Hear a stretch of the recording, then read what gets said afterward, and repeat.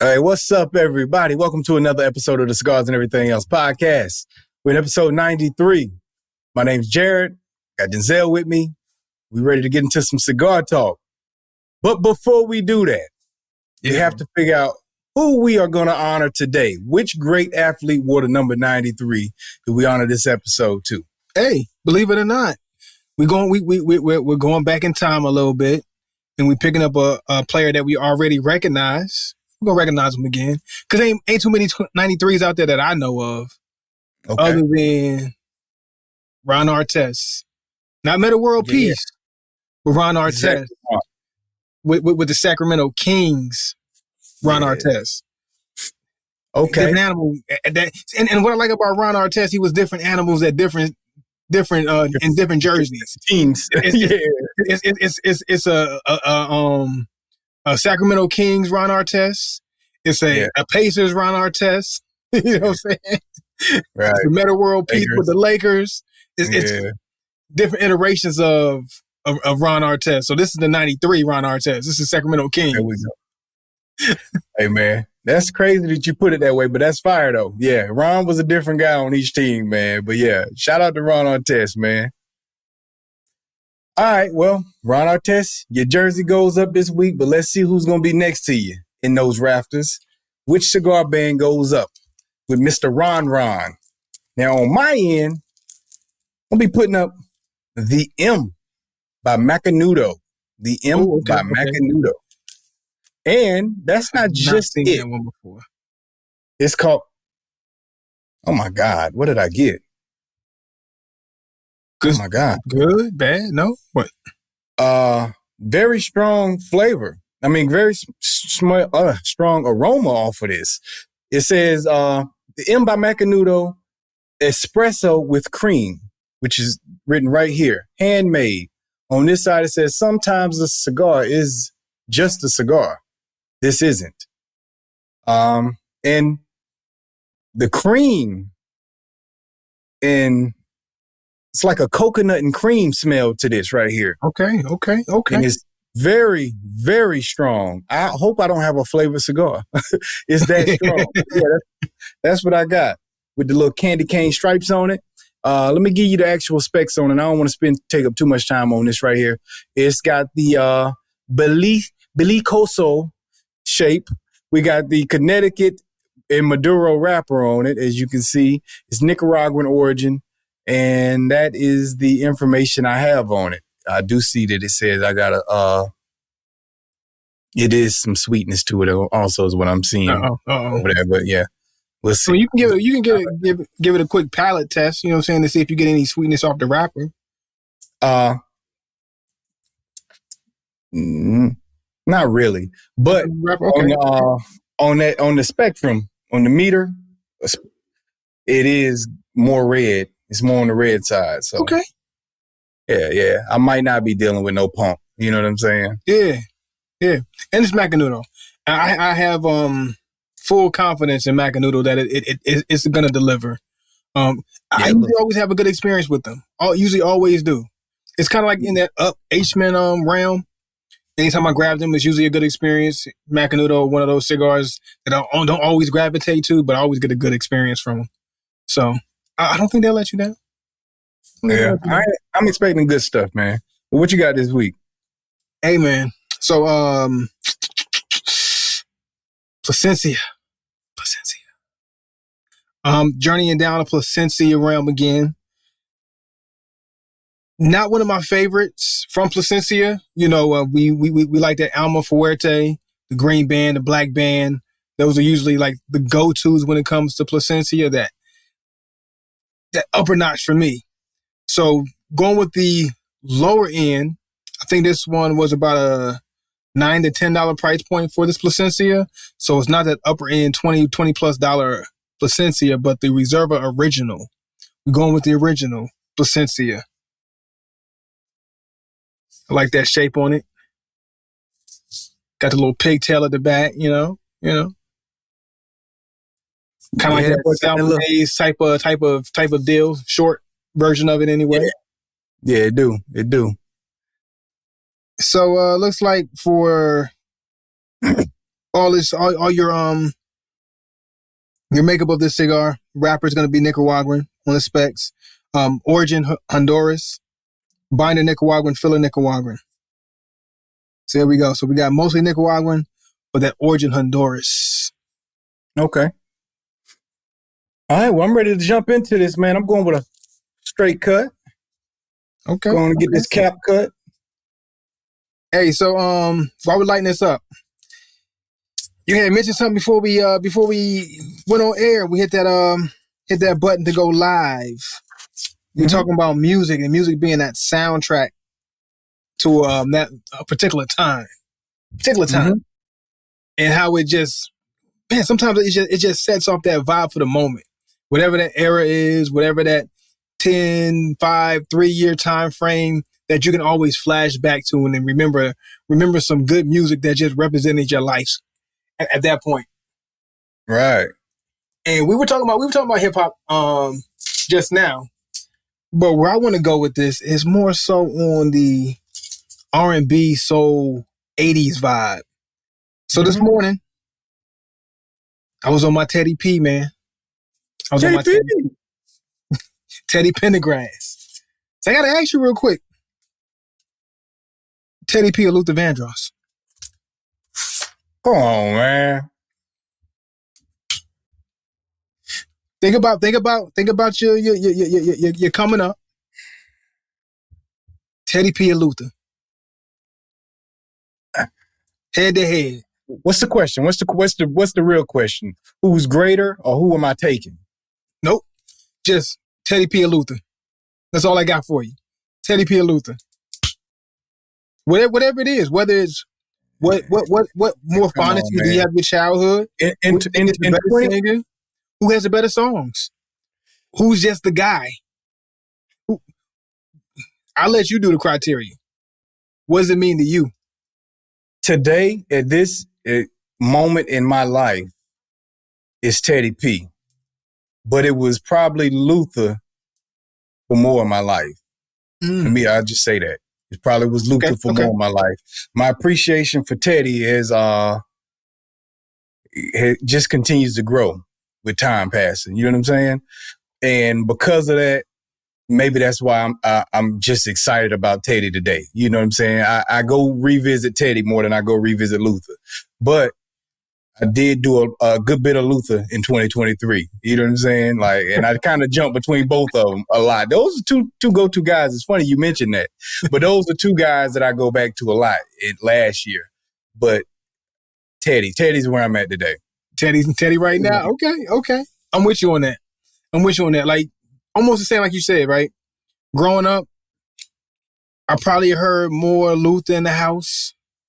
Luther was more of a soundtrack to my, you know what I'm saying, early on. Luther was the guy. That's what you heard. You just heard Luther singing smooth and buttery, right? Smooth and buttery. Boy, that daggone Luther. Luther. But then as I've come of age, I say if you give me like the last 10 years, my vibe's been Teddy. Heavy. Teddy just on some man stuff, bro. Like, you know what I'm saying? Like, it's just on some man stuff. Boy, Teddy, boy, I don't know. I just feel like I'm listening to an alpha when I listen to Teddy, man, and I just appreciate it. You know what I'm saying? Like, yeah. Get it right. Look. Let you know what the intentions are. Let you know what their passion is. Like hey, look, this is what it is. It's no negotiation. Teddy how to talk to a woman, boy. I'm telling you, Teddy got all the game, bro. Teddy's my guy, man. And look, Anders gonna get the job done. Don't get me wrong, Luther get the job done. But who is it get? But Teddy gonna get the job done. He gonna get you right. He gonna let you know exactly what to say, what the vibe is, and hey, this is how it's going down. So, bro, I'm on Teddy. I'm glad we see eye to eye. We see eye to eye, man. Teddy tell you how to. Teddy was showing you how to bag a woman, man. You know what I'm saying? When she start, Teddy, when he was saying, come home with me, man, she started sending out rejections to him and stuff like that. Like, hey, look, I'm feeling you, but, I shouldn't do this. Teddy just was giving the play-by-play, how to talk her into, man. Smooth talked it, too. Smooth talk. Before you know it, she was like, yeah, I'm feeling you, too. Yeah, let's go home. Teddy's like, come on, man. You know what I'm saying? Like,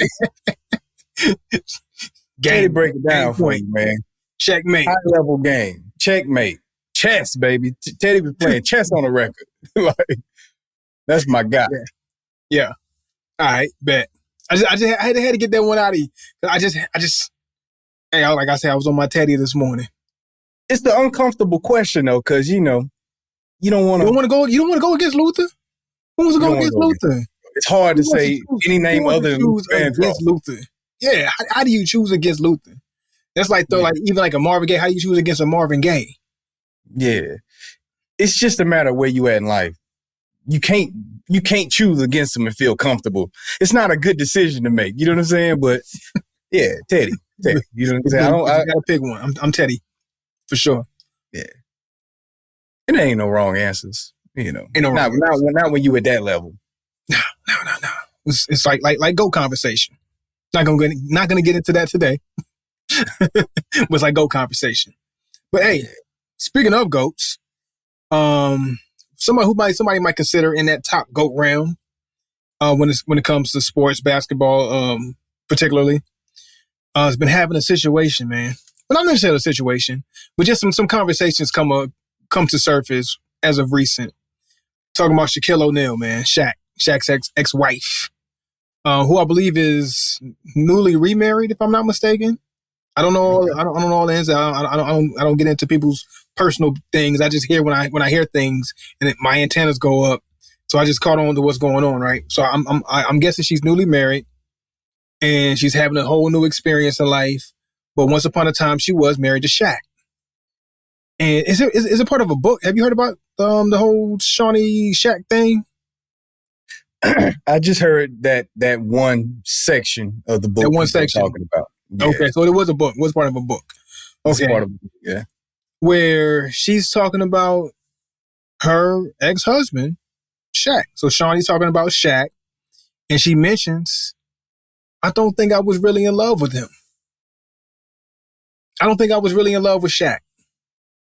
It's just you were married for X amount of years, had X amount of children, benefited the lifestyle, and now, years removed, you come out and say, I don't think I was really in love. What's your take on that, man? What are you stand? Like, how does that hit you? Especially as a man.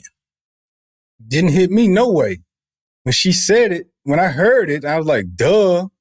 You know what I'm saying? That's what I felt. Duh. Who you trying to play with, woman? I know you ain't. Hey, look, man.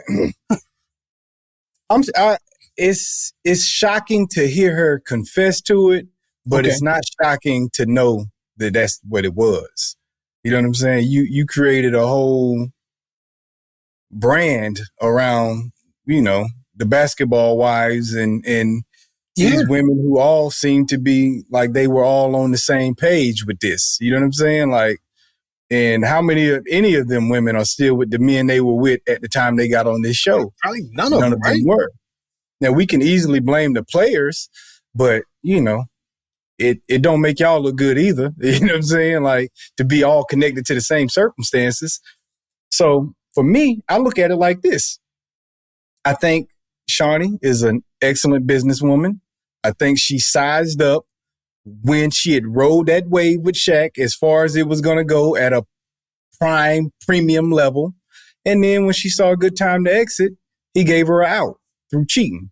So that was the out, and she hopped off the train and she was able to, ride it all the way to the bank for what it was worth. And then when it's time to get off this ride, this ride ain't going nowhere further. Let me get off. I don't love you anyway. You know what I'm saying? So you gave me my out. I'm going to take my out now. This looks like a good time to do it. I think he was in Boston when they divorced or something like that. Mm-hmm. So this wasn't prime Shaq. He definitely wasn't Shaq when she left. Yeah, and if he was Shaq, she'd have stayed. Because that wasn't the first time she got cheated on. Like, you know what I'm saying? Now, don't get me wrong. some women stick around through cheating, whether it's loyalty or just not, whatever it is. There's multiple reasons. It could be positive reasons you stay, it could be negative reasons you stay. I don't want to get into trying to psychoanalyze why she stayed, but ultimately it looks like you stayed because, hey man, life is good. I knew you were doing that anyway. And then when it's over, hey man, this is a nice time to not deal with that no more from this person. Let me go ahead and get what I can get worth out of it. Like you said, I don't love you anyway. Cheating on me. So let me take advantage of the situation. So with that thought, is it, like you said, good business for Shawnee? Or is it shacking a fool? Like, dude, Shaq, both. It's both. It's shacking a fool and it's good business from Shawnee. And ultimately, a guy like Shaq is a catch. Shaq's a great catch for a woman. You know what I'm saying? He's got the personality. He's got the business. He's a former athlete, tall guy. You know what I'm saying? All of that. But as a guy, you almost have to look at it the way that as a rich man and successful man like Shaq, you almost have to look at every woman the way that every woman looks at every man, where they're out to get something from you. And if you do that and have a healthy sense, if you have a healthy sense of paranoia, you can avoid that. You know what I'm saying? And I'm not saying that he needs to be totally paranoid, but a healthy enough sense of it where you don't play yourself with this woman who really ain't never had love for you. You know what I'm saying? And to be fair, avoid that situation. And to be fair, with Shaq and Shawnee, the way Shaq responded, the way he responded was, hey, you had every right to not love me. Like, it was almost expected. Like when he responded to that whole idea, it was like to be expected. That's him blaming himself and saying, I messed up over and over. Nah, bro, you missing what she's saying, bro. She ain't love you from the jump, my guy. It ain't got nothing to do with your behavior that led to her not like. Hey, you know what? Matter of fact, that's a good point. Like, I messed up, but that's not it. Like, matter of fact, that's a good point because I didn't even think about that when looking through everything and reading it. Because none of that she said she fell out of love with Shaq because he did X, Y, and Z. She said she was never in love. Never loved you. So that means even from the jump. That means when y'all was dating and courting, doing whatever y'all was doing, and then decided to get married and then to have children. You didn't say you never said you fell. You didn't say you fell out of love. She knew you were a trophy, and she married this trophy. She never loved you, bro. She didn't fall out of love because you was a bad husband, bad father, whatever the blame you want to take for it. She never loved you, bro. She married you knowing I should probably marry this guy. I gotta take this opportunity. I better take this opportunity. She had the lottery. And she, instead of giving her ticket away, she went down to the office and signed that check and got paid. She signed the back of her ticket and turned it in and got paid. You know what I'm saying? That's what it is. So to me, it sounds like the two farthest spectrums of Shaq and a fool and Shawnee Smarts. Like, she just made the right decisions, made the right calls. When to get in, when to get out. Like riding the wave of the stock market or something. She got in at the right time. Like the stock market, bro. Got out at the right time. Yeah. And Shaq just like, dumb. Like, even to this point, when I didn't even think of it like that, like the fact that how you responded, like, I'm thinking like, oh, that's an honorable way for him to respond. Okay, yeah, I kind of expected it, whatever, like for her to say something like that. But she didn't say I fell out of love with him or he hurt me. And I still love him, but I can never. It was none of that. Mm-mm. Yeah, that's it. That's why my take isn't a take like where I'm just attacking women. My take is, it's in the word. She said it very clear. I never loved you. So that's what my whole take is based off of that. That's got to be a scary place to be, man. Like, I can imagine being one of these celebrities or sports players or whatever. Like, how can you get comfortable in any situation with anybody? Yeah, that's why I say you have to have a healthy dose of paranoia. And that's how women look at us men. They don't trust none of us because they think we're out to get what they have. You know what I'm saying? Mm-hmm. And if you're a rich man, you should take on that same approach. Or if you're a guy of Shaq's caliber, you know what I'm saying? Whatever he is, if you're that type of catch, you should really have a healthy dose of paranoia, just as women do. Because just like women know we out to get what they got, and we are, there's going to be a woman that's out to get what you got as a guy of that level, that caliber man. Yeah. And they are going to try to get it. It would almost have to be you wait until like you wait till like you're not superstar status, right? Maybe like on the cusp of superstardom, you've solidified yourself in your career path or whatever, and you're just about to break to where now you decide to get with a woman, but then get with a woman similar somewhere on your caliber to where that has to be, hey, I'm not going to, because I'm not super up just yet. So you don't know where I'm going to be. I know you're not just only with me because of the wave, because I'm not quite there yet. But then at the same time, I'm somewhere, but then I got to find somebody who matches that. That's the only way. Like that's. Is it though, bro? I mean, come on now. We went to college, so you seen it in high school. There are people that's going to want you for being up in high school and college. That's what I'm saying. It's not super up. Like you can't be like the top of like the cream of the crop. You got to get them right. Like bro. you're like. Come on, let's go back to G for a second, man. I feel where you're going, but let's go back on campus for a moment. The basketball players on campus had they pick of the litter. Like, you know what I'm saying? Like, so they did. And none of them made it. Yeah. Like, not even so close. It ain't about that. It's just about the appearance of up. Like, you know, and it ain't got to necessarily be up with money, but it can be, especially in today's world, attention is enough to make you up.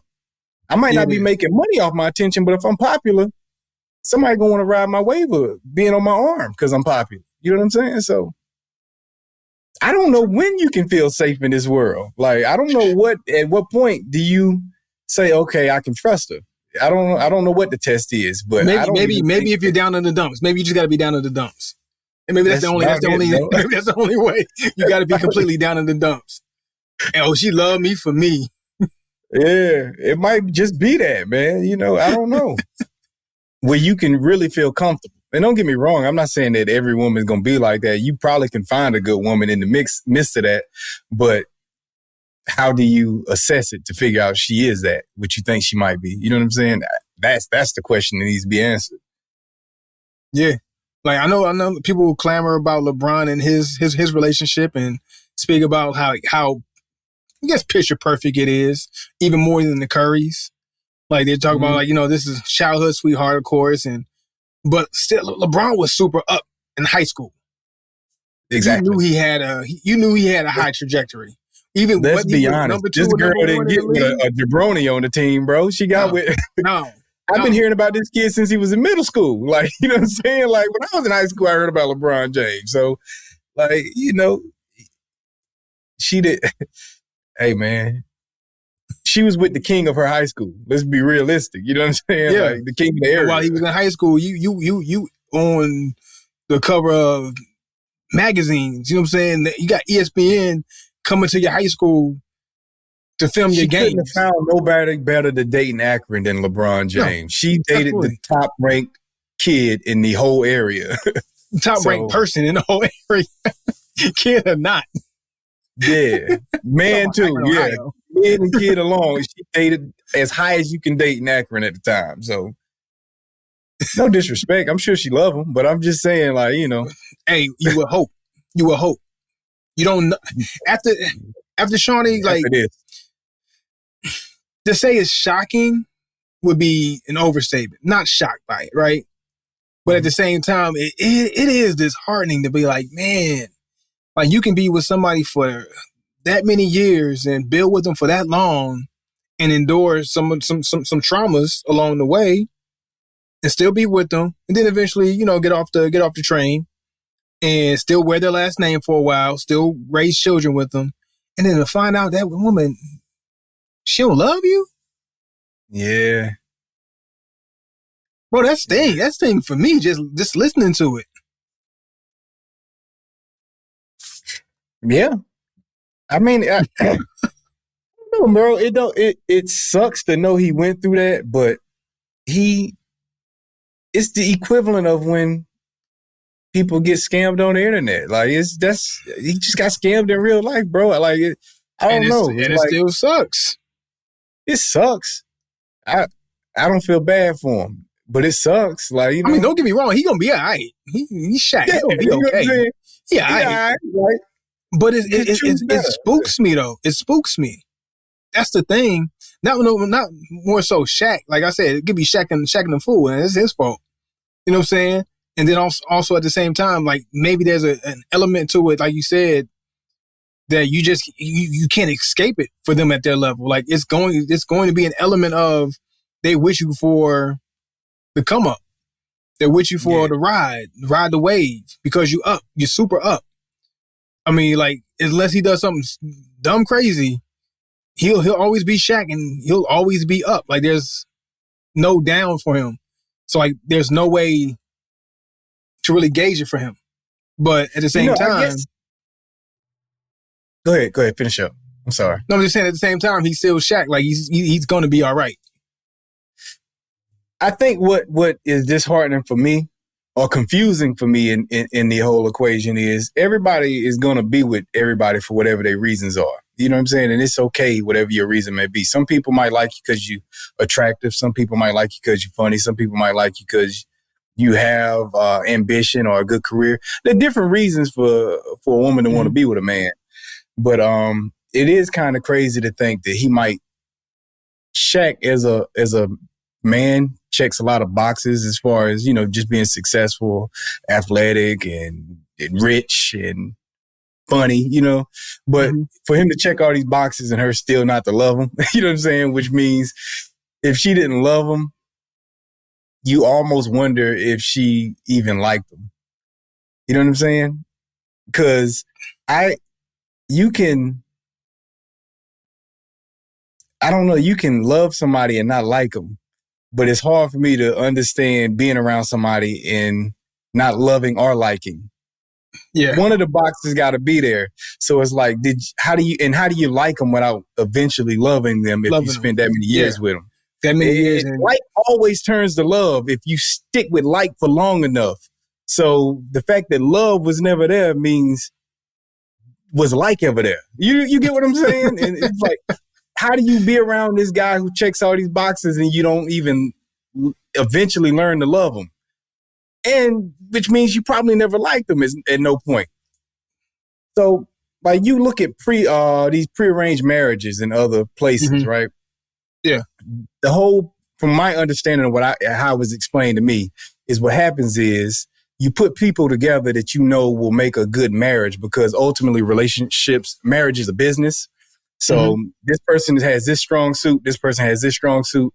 They will learn to love each other eventually if you put them together, but they'll be overall a strong marriage because they balance one another. Right. So even if you looked at this from the point of view of a prearranged marriage, they learn to love each other in those. She never learned to love them. It's just weird to be around somebody that you don't strange like for all these years and you don't love them. That's what's scary. That's what's scary. Is you can go through all of that life experience with somebody and you don't like them enough to eventually for you to love them or be in love with it or fall in love, and then allow yourself to fall out of love. Like I said earlier, if she would have said, I fell out of love with him because of X, Y, and Z, but to say I never loved the guy? Was never in love? What? If she would have said, I loved him, but I got to the point where I didn't like him anymore. I would have understood that. I can understand that. Because you can love somebody, like you said, you can love somebody and not like them. You know, I love you, but I just can't get with your ways, the way you go about doing things. I just don't like that. I love you, but I don't like the way this is happening, or this is being conducted, or this is how you present yourself, or these are the things you engage in and do. That lets me know she has like a psychotic level of discipline to be able to tough it out throughout all of that under these circumstances and not like them, not love them, hey man, we just getting by. Hey man, she got like a Kobe Bryant level of discipline, man. Like you got to be careful with this woman. Mamba mentality. She had Mamba mentality, bro. All them years around Kobe, she picked it up. Bro, easy work, man. And she grinded it out. Like, Shout out to Shawnee O'Neal, man. Shout out to Shawnee O'Neal, man. Yeah, she did it. She did it. She killed the game. You killed the game, man. You are high level when it comes to women of that ilk. Like, whew. Hey, so women, take note. Shawnee, that's salty.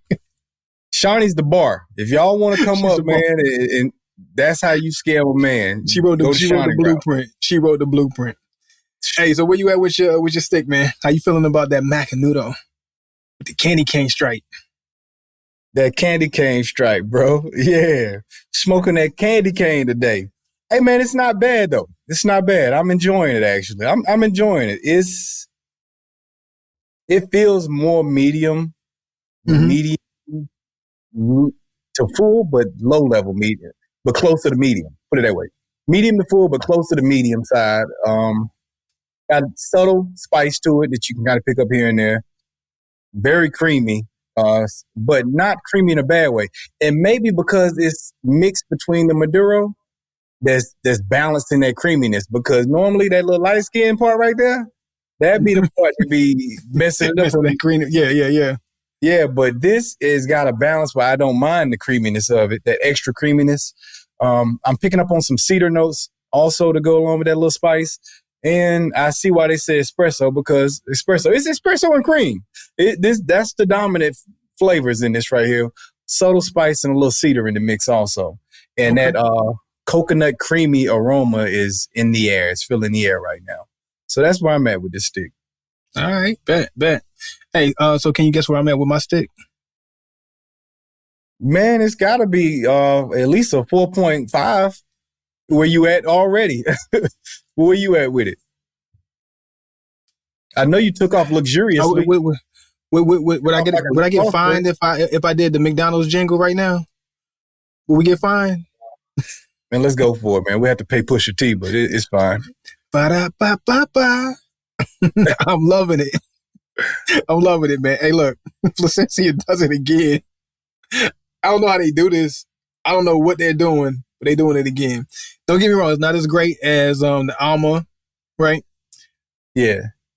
But I think it might be the third best one so far.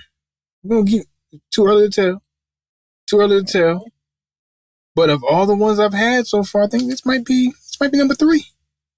But who we have third before? It was the what's the white band one called? The Conseco or whatever. Conseco, yeah. Yeah. Well, third, right? What we had originally? Yeah. From in my opinion. And you think it's ready to bump it? I think it is.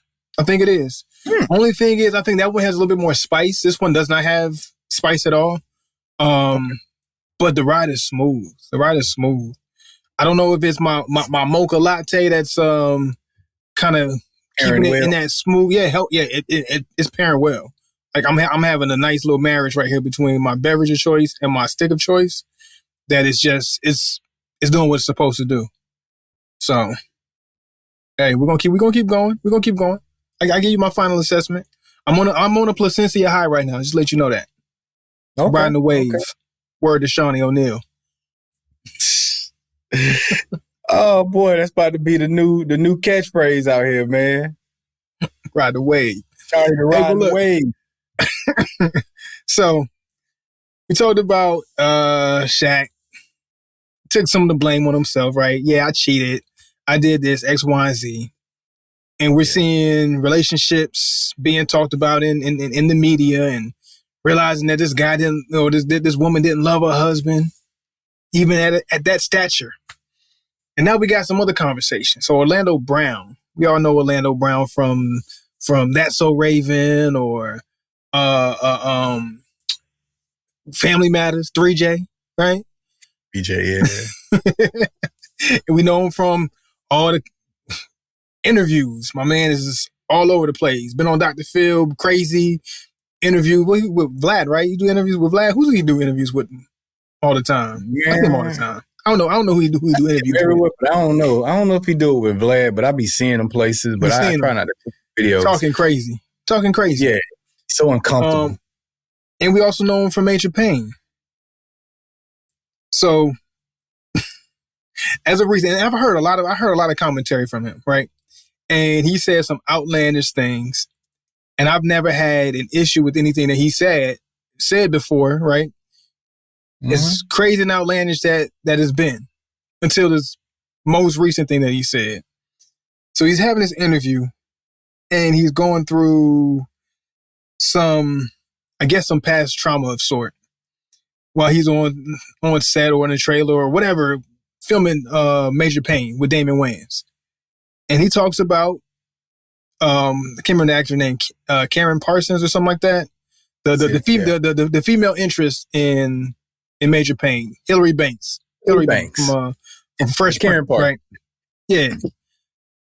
And he talks about Damon Wayans cheating on his wife with Hillary Banks. He goes into this thing and he's talking like it's this just traumatic experience that he has.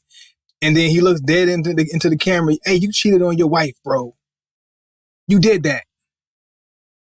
You screwed up. You effed up that beautiful woman. You did that. Major Payne was 30 years ago. Yeah. If not longer, 30 plus years ago.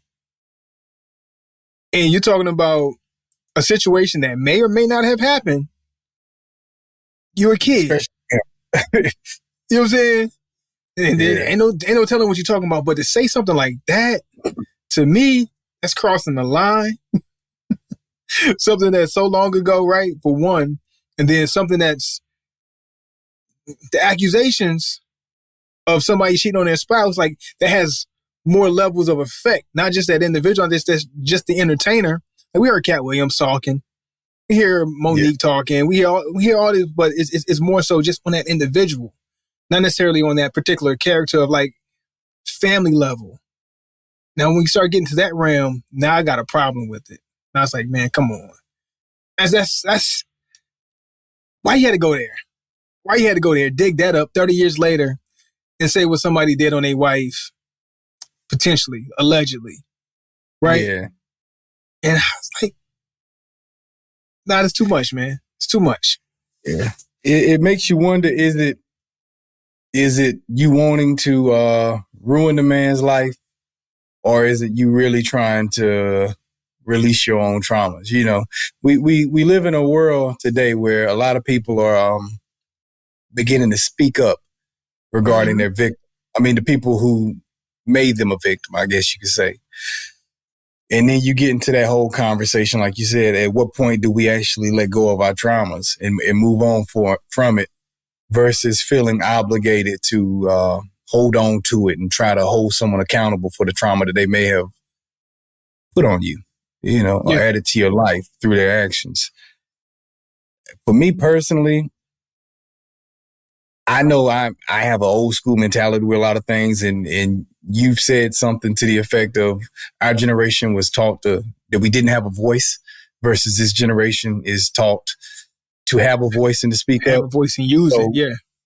And to use it, yes. And we function differently. And because of my upbringing of being from that generation and not having a voice, that's something I figured out, though, when I got on my own, like to have a voice. So for me, I took the point of view of I didn't have that growing up, so I'm changing that from this point forward. And my father did something good for me when I left the house, which may have helped me to realize it was okay to have a voice. But he told me, he said, you're on your own now and you're a man. So you're going to have to take care of yourself, protect yourself. I still want you to be respectful when dealing with adults, but speak up for yourself, take care of yourself, and conduct yourself as an adult also, and know that they're going to have to respect you as an adult when you're out moving around in the world. And I mean, for me, I already had that in mind, but the cosign was like, all right, cool. If something was to go down with me and an adult, at least I know I got my parents' support. So for me, I immediately took on the mindset. I dealt with that at home. I'm never going to deal with that in the streets, you know, where I don't speak up for myself. And, you know, we had a recurring joke back in the day in college. It was, don't let nothing ride. Oh, yeah. Can't let that ride, man. Can't let that ride. We can't let it ride. But that was our mindset. And so I'm from that mindset also as an adult. I ain't letting it ride.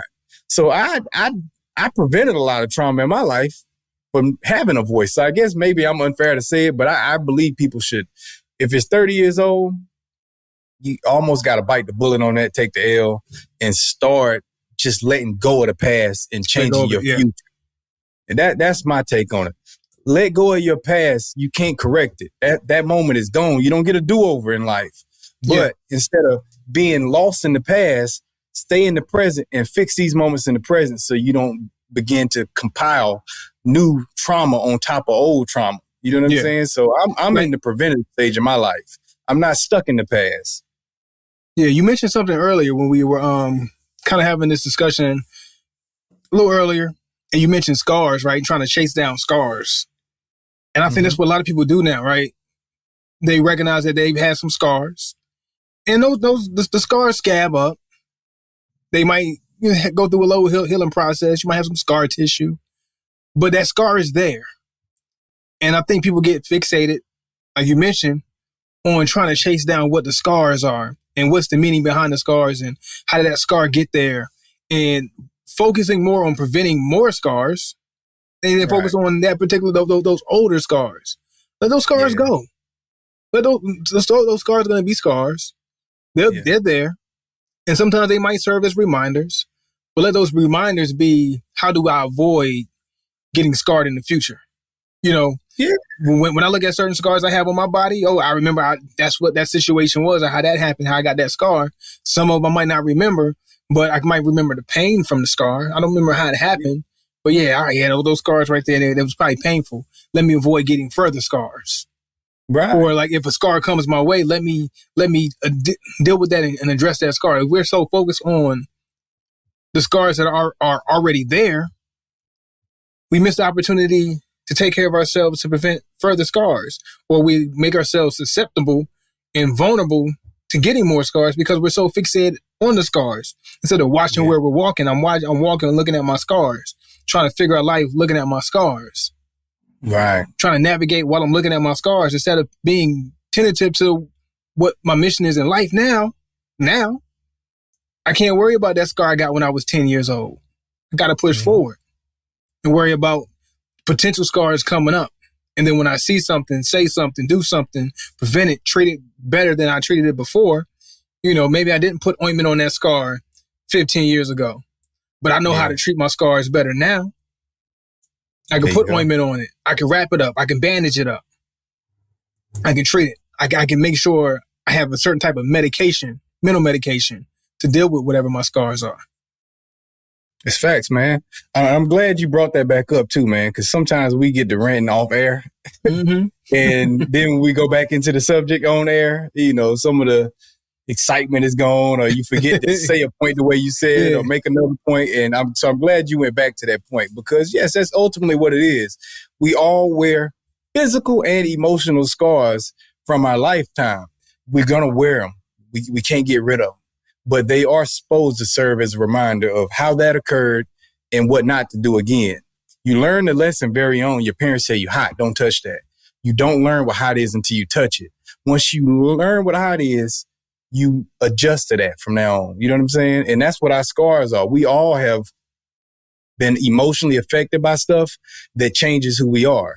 But don't let it necessarily change you in a bad way, but it now teaches you just how to navigate these circumstances. If I get a scar from doing something stupid and I cut my elbow, I know what not to do to prevent that next time. It's not a matter of trying to necessarily go back and figure out how it happened and this and that. No, I just know I can't make these same mistakes again. And ultimately, you can't prevent the next scar from occurring. It's just going to happen. I got 2 cuts on my hand now. You know what I'm saying? I didn't mean to do it. It just happened. And, it is what it is, man. It's going to happen along the way. Somebody's going to hurt my feelings along the way. You learn how to alleviate the pain better. You learn more effective ways to alleviate the pain. You learn effective ways to make the healing process go by faster and to make and minimize the scars. Like you learn that through your past traumas. So it's like, okay, who am I now? Who am I now? And let me deal with my now. Let me just take ownership of this in this moment. You mentioned earlier Past is gone. Future ain't here. Right now is the now.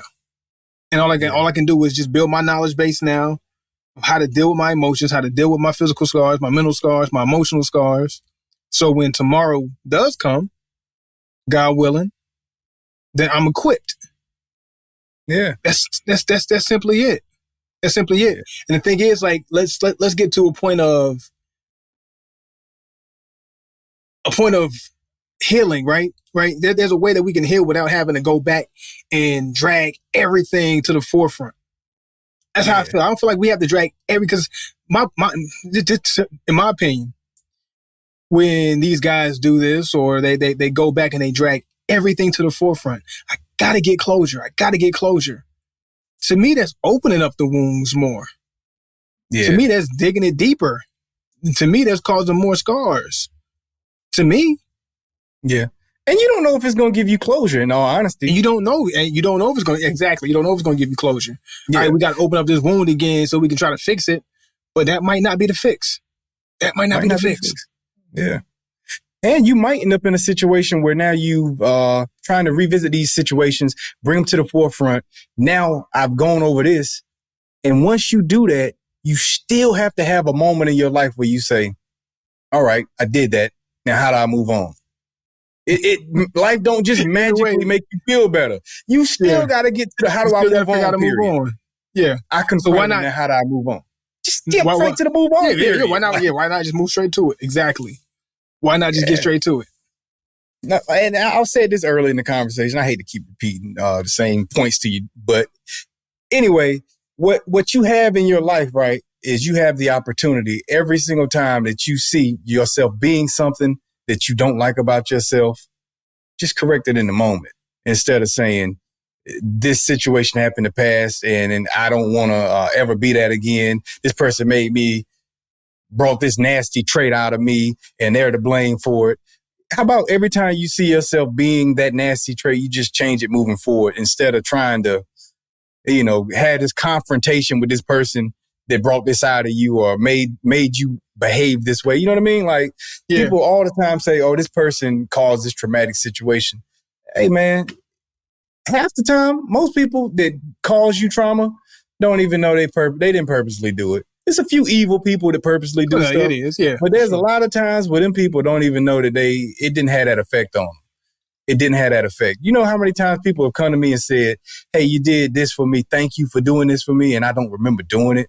The same works with negative stuff. Just because it didn't mean nothing to me, but it meant something to them, the act that I did. Sometimes when somebody did something that hurtful to you, it was not malicious. They just was doing something. They might have thought it was all in fun and all in jest, and the blow landed a little harder than they thought it was. And they hurt your feelings and they didn't mean to. And you held the trauma from that, but it meant nothing to them. And if you went to them 10 years later and said something, they'd have been like, I don't remember that, but my fault on that. I didn't mean to. but you've been holding on to that. You've been holding on to that for 10 years. You've been allowing it to fester. And then you go back to does that weight hurt? It didn't hurt them. They ain't holding on to it. The person holding it.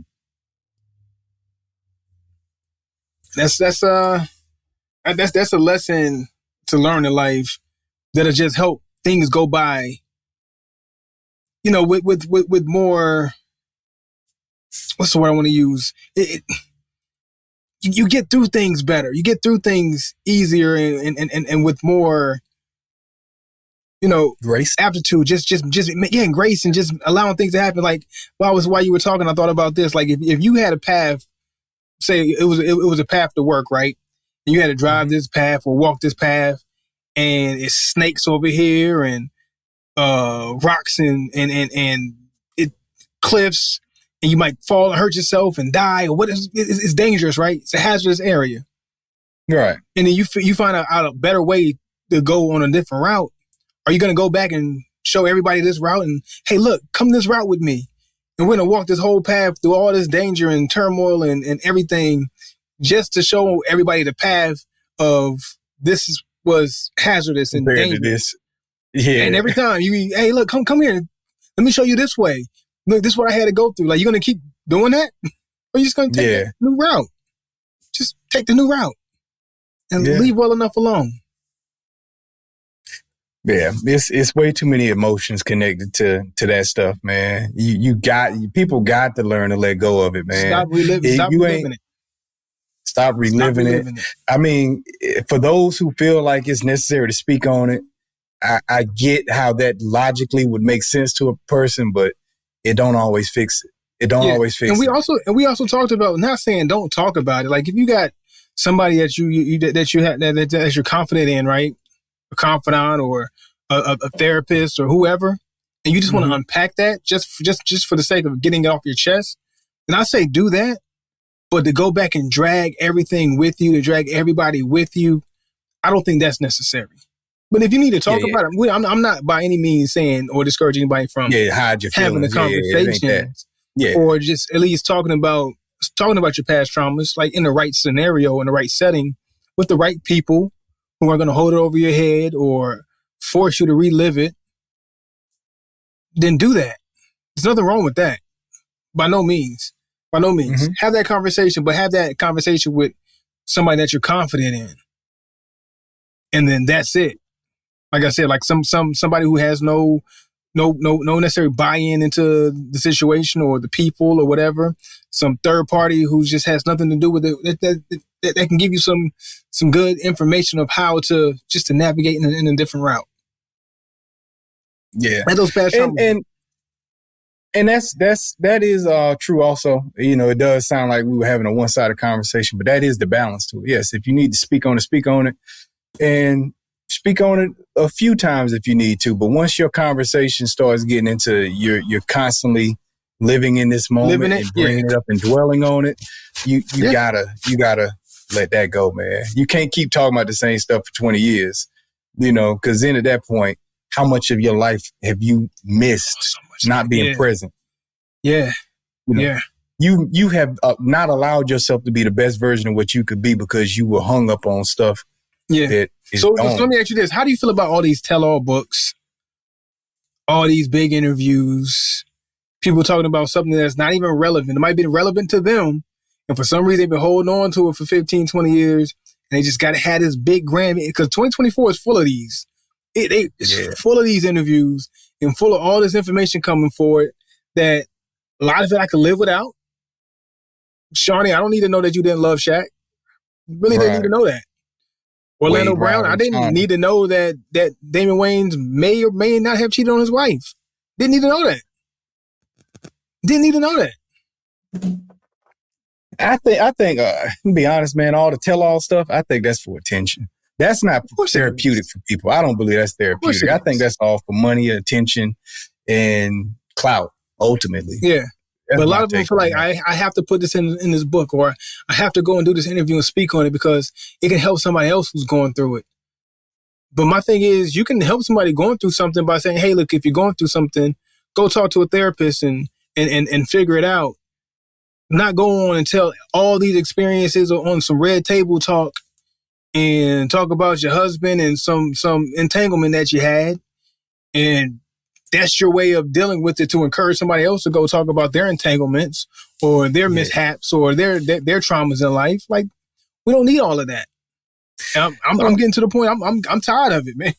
I think there's a context to that. The whole idea of letting people know it's okay to speak up and have a voice, that's one thing. Yeah. But you can feel if the person is actually doing that and it's therapeutic versus it being an exposing situation. Mm-hmm. And it feels like the culture is about exposing now. And I think that's what it came down to. We just, to revisit our 4-part conversation, that battle was won through exposing. And that's a reflection of culture. We had never had a culture that was based on whoever can expose the most tea wins. That was never the basis of rap. The tea. And now we've reached that point, but that's a reflection of where we are as a society. Yeah. It's all about exposing. Every book, every interview, and now our disc records, you know what I'm saying, it's all about, like you said, tea. Mm-hmm. TV shows. It's all about giving the tea. Who's gonna get a tea? Like, what's the most juicy details I can give about something that nobody knows anything about and would never have known anything about it if I wouldn't say anything, or they didn't even know to care. But now we got this. And I can cover it up give myself plausible deniability by saying, oh, well, it was therapeutic. I needed to speak my truth. I needed to release this to the world. I needed to let go of my trauma. You can just cover it up as that. Now, if it is that, we'll know it's that. But if you just want to expose somebody, it's going to be a lot of salaciousness going on when you provide that story. And if you tell it that way, then I know you want attention. And understanding how these platforms work, how social media is nowadays, you know what I'm saying? Like, knowing that you getting on these platforms, whether it's Twitter and you tweeting about something, or you get on YouTube, or you whatever podcast you want to get on and talk to, the effect that is having. The reach. Like, that's not social media should not be the place where you go and have your therapeutic sessions. Yeah. It's not necessary. Got to find a different way. 2024, we got to find a different way. Yeah, man. Hopefully the exposed culture calms down just a little bit. Now, and when I say the exposed culture, I'm not talking about, I don't know. There's some people that probably deserve to be exposed. You know what I'm saying? Like, if you committing like illegal and heinous acts. Yeah. Did he? But if it's just, if it's just some basic, if ain't nobody really if ain't no criminal acts going on, man, stop exposing people, man, for their preferences and stuff like that, man, or we don't some need little petty stuff that happened between you and somebody else. Yeah, you're right, man. You're right. We got to find a better way. Got to find a different way to navigate these waters. But it's that time. It's time for the real review. All right. You going on first, or you want me to go first? Hey, I'm okay with going first, because mine's clear, cut, and dry. Nothing's different from where I was at my halfway point, or where I even expected to go. Plasencia's doing Plasencia things. Delivered a top-notch cigar. And I did get this cigar from the humidor that is my untrustworthy cigar shop. Still came through. It still came up and still held very well. Nice construction, of course. Nice construction. I lost my ash not too long ago. But my burn's still good. Didn't have to relight. Puff was easy. Nice thick smoke. I don't know if it was my beverage of choice that I paired it with, but I got a lot of. It felt like it was some extra mocha on top of the mocha that I had. So that mocha, coffee bean, tobacco, earthy, and then some light nuttiness. Like, nothing too heavy on that, but it's just some light, peanut pecan flavor type of deal going on. So that was really good, really smooth. Not too many changes though. And we see, like, Plasencia doesn't do a lot of changes, but they have a lot of different flavors that just rides well from start to finish. So it was kind of in that same realm, but just more dialed back, more easygoing. You can tell that it's not that alma fuerte, but honestly, it's still in that whole idea. And at half the price, this is a nice winner. And if you got to keep some Plasencias on hand, this is a go-to. It's definitely a go-to. Got to keep it in your humidor. So if I'm going to give this cigar a score out of 5, with all of our scoring points to keep it all the way real, I'm not going to go 4-4. I'm going to hit it around a 4-3. A 4-3. Only because I know how great Plasencia can be. But 4-3 is still a hefty score for cigars. So 4-3 for this Plasencia. Okay. Cool. So for me, I have the M by Macanudo espresso with cream. Pretty good burn on this right here, as you can see. I actually dumped the ash, but it wasn't going anywhere. So the construction on this stick has been very good. I have not had to relight. It's been going the whole time. Me putting it down, not paying attention to it for a few minutes, coming back. Great draw on it. So these are all great things. Now, you described with your Plasencia how some of the notes didn't change, but what it did good throughout it. Kind of what my experience is with this M by Macanudo. has not done a lot of changing. Ultimately, the notes I got is the notes that I've noticed. It's been heavy with the espresso, heavy with the creaminess on it, hence the name, espresso with cream. That's what stands out. So this would probably pair great with a coffee on a morning time, I would imagine. I would say the stick has had a nice, I've described it as a coconutty, creamy aroma in the air. That's what's been going on the entire time. I've really been loving that. It's been smooth. It's been about a medium to full body, closer to the medium end as far as the actual smoke on this cigar. I picked up on some subtle spice, picked up on some cedar notes on this stick, and of course the espresso and the creamy smoke on it. Overall, for me, this particular cigar, I'm actually going to go with a 4 on this cigar. It's going to make the 4 range for me. So 1 to 5, I give it a 4. I've enjoyed it. Very smooth stick. Okay. I say it makes a great morning cigar. Nice. Nice. There you have it. Yeah. So this has been the Ron Artest episode 93. We appreciate y'all for tuning in to this week's episode of the Cigars and Everything Else podcast. We are out. And listen to some Teddy P. Listen to some Teddy P. Keep them sticks up while you burning them. Burning Teddy P. Hey, some Teddy P in a cigar? Oh, yeah. It's happening tonight. Man, yeah, man. Get on vinyl. Shoot.